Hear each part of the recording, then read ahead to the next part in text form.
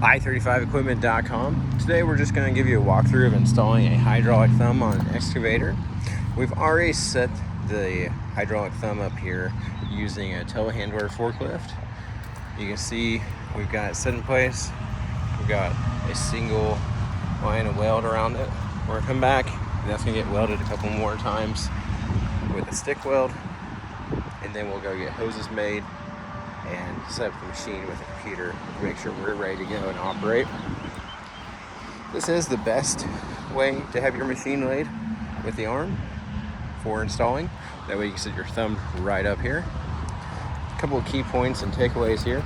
You want to make sure it's slid up far enough to where when you curl your bucket, the bucket doesn't actually hit here.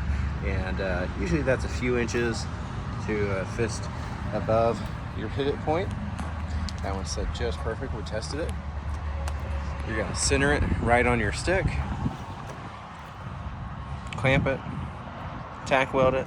You can take your clamps off and go around and start welding. From here, like we said, the next point, just to sum up, that we're going to do is we're going to take the cap off here and off here, then get a nice measurement to take down to the hose shop with those two caps and show them what we need. They'll make us a custom hose for both sides of the auxiliary hydraulics. That way we can hook up the hose to it. Hoses.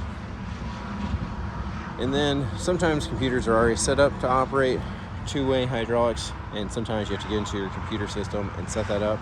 You can check with your operator's manual or your mechanic to verify your machine is ready to operate with two-flow auxiliary hydraulics and not just single direction.